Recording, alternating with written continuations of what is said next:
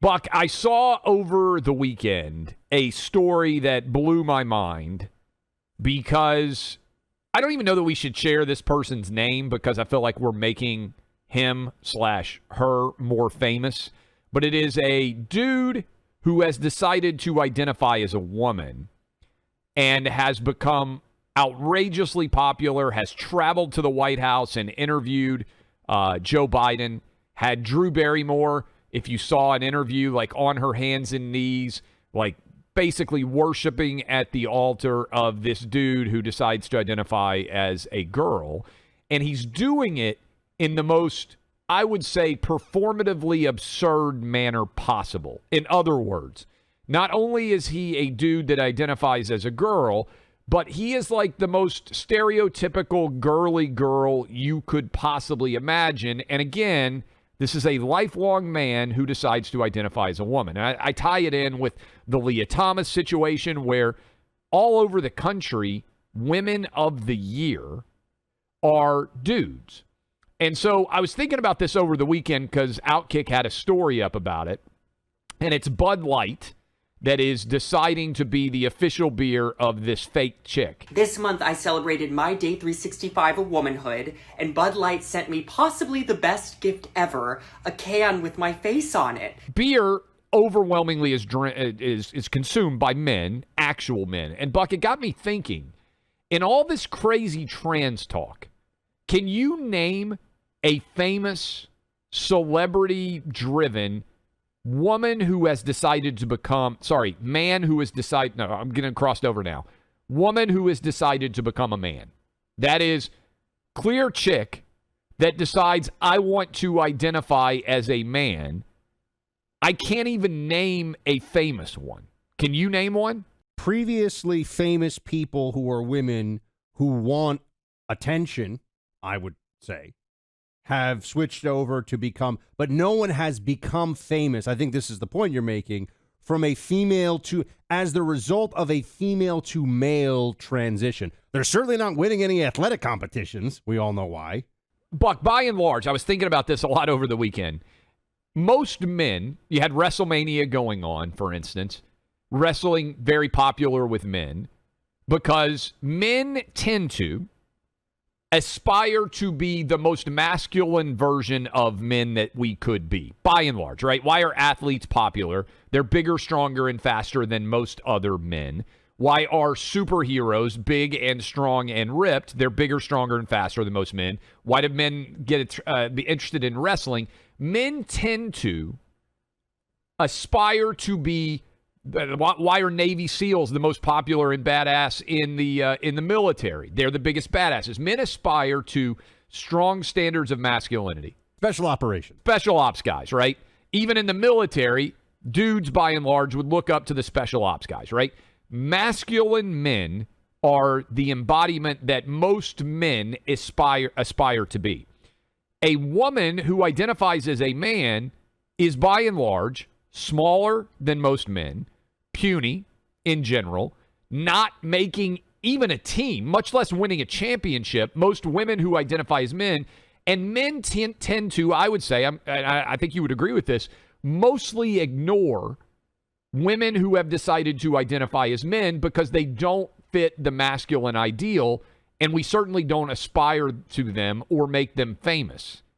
Why is it, and this is why I'd love to hear from women in our audience, why do women make men who identify as women famous? It's really only one side of the transgender divide here that is becoming celebrity famous and making money off of. Do you have a theory? I think this is one area where, and obviously this audience, all the women are, I think, rightly appalled, not only at all this stuff being aimed at children and gender transitioning for kids and all, which is just they're losing that fight, by the way, which is why they're getting crazier and why they're getting, their arguments are getting more deranged, but they're also pushing harder as a result, too. You're noticing this.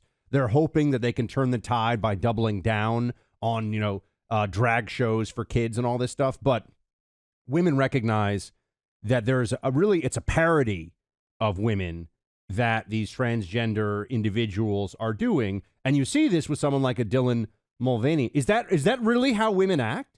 I mean, he vocalizes and presents really almost like a really immature, like 13-year-old girl, right? And he's an adult. He's an adult human. He does this whole. It's as though you were taking a stereotype and turning that stereotype up to 11 on the dial, and it's really, honestly, it's demeaning to women. But I actually want to drill down on something I think we skipped a little bit past for a second, if I could, Clay. Why is Bud Light doing this? That is because I have a theory, but I want to hear, why did Bud Light, of all, I mean, this is almost like, can you think of a more, short of like a firearms company, like this is a shock to a lot of people. Why did Bud Light do this? I think it's because, and this is my theory in general, if I start a new media company, it's going to be what I focus on. Certainly it's something I think about a lot now that Outkick is a company inside of Fox. I think it's because Bud Light, like every company, is taken over by the diversity, equity, inclusion, the DEI people.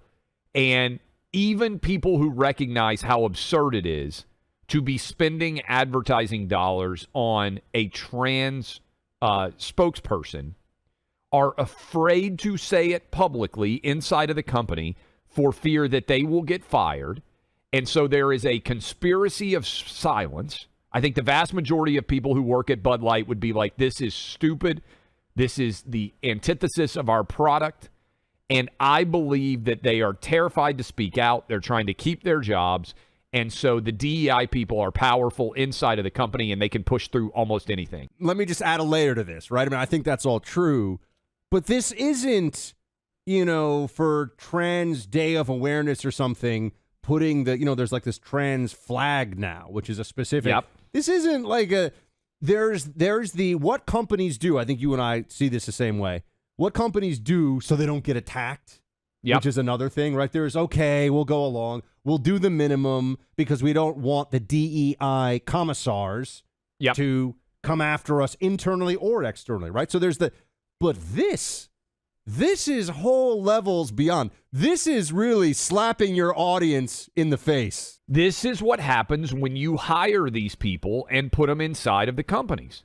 They're the exact opposite of, the Biden administration put out, so when the president of the United States endorses you, you're the opposite of powerless. You're actually supremely powerful. And I think these woke ideologies, they are totally lying when they're saying that they're trying to speak out for those that are not privileged. They are the privileged people. I think they've taken over inside of companies, even at Bud Light. I saw this story on Daily Mail, which I think people are starting to realize is among my favorite news websites. And look, it's really good. Why is it that we have to go to, look, Fox does the biggest traffic of any website on the right in the whole country. But, there's Fox, there's Daily Mail, and, there's New York Post. Why is it that one of our best websites has to be a British news website? I just think it's interesting because I think that they're allowed to do they will say things that are outside of U.S. politics is the point I'm trying to make. We can get away with that at Outkick now, Buck. So the story in the Daily Mail, and it's, look, believe it or not, for anybody else, you and I are nice guys. We want everyone to have good, happy, safe lives and everything else, and we're very polite to people in our day-to-day lives. So I read this, and it actually is, it's sad. And it's, why will nobody kiss me? Dylan Mulvaney's man-to-girl transition has won her, Daily Mail writes, him, TikTok fame, riches, and allies in the White House, but left her lonely and undateable. And, this is a part of this that never really gets talked about, which is, what is really the future for individuals like this? Like, what happens, first of all, if they decide to detransition, which you're not allowed to talk about, but does happen. It is real. There are people out there, and they will. Kristen Beck, the Navy SEAL, has gone back to Chris Beck, I believe. A detransitioned trans Navy SEAL. How many of you have even heard about that? And by the way, Beck is saying, he's come out to say, I think it's Chris Beck. I know him as Kristen because he changed his name. Said that was. It was illness. I mean, I was in a bad place. It was a bad time for me. And, you see this, and it's really sad. And they're encouraging people, and not just encouraging, elevating, celebrating, and kind of worshiping, to your point about Drew Barrymore, this mentality and these decisions that are going to lead a whole lot of people to misery. You know, how many people even know that a lot of the time when they do the top surgery and they move their breasts, there are wounds that never heal. There's chronic pain. There's, because you're not supposed to chop off your breasts if you're a woman. How many people even know this? They're lying to people, and they're leading down paths of misery. And so this thing about who's going to date Dylan Mulvaney, that's an interesting question. Who is going to date Dylan Mulvaney? What is the demo that he is looking for here, right? How many dudes out there, I think it's a fair question, want to date a guy pretending to be a girl that has male genitals? The answer is 0 if you are actually heterosexual. Buck, if you remember, this used to be kind of a comedy point, would be like, guy tries to hook up with a girl, finds out she has a penis, you're accidentally hooking up with a trans person. It's like every guy's worst nightmare. Remember Ace Ventura, Pet Detective, that's the entire complex, the entire basis of that movie. I just bring up the kindness thing, Clay, just because they keep saying be inclusive, just let people be who they are and this stuff. It is, if somebody came to me and they told me that they were doing something that I knew to be really bad for them. They told me they had a gambling addiction. And they're like, look, I don't think it's that bad. I can't pay the mortgage and I've gone bankrupt and I've borrowed money from some loan sharks. And I would be like, don't do this. I'm not going to affirm your desire to do this because it's going to be very harmful to your life. I think when they look at outcomes here and the reality of what's happening for so many of these people, it is harmful. It is unkind to participate in the delusion. That is the bottom line. You are not actually being kind to these people. It is the opposite of that. And I would love, again, 800-282-2882, why are women allowing this? Why are women allowing men to become celebrities pretending to be women? Men don't do it. Men don't allow women who become men to become celebrities, and certainly not spokespeople for our gender. What's going on here? I think it's utterly fascinating just to compare the way that the trans experience exists right now as it pertains to fake men versus fake women.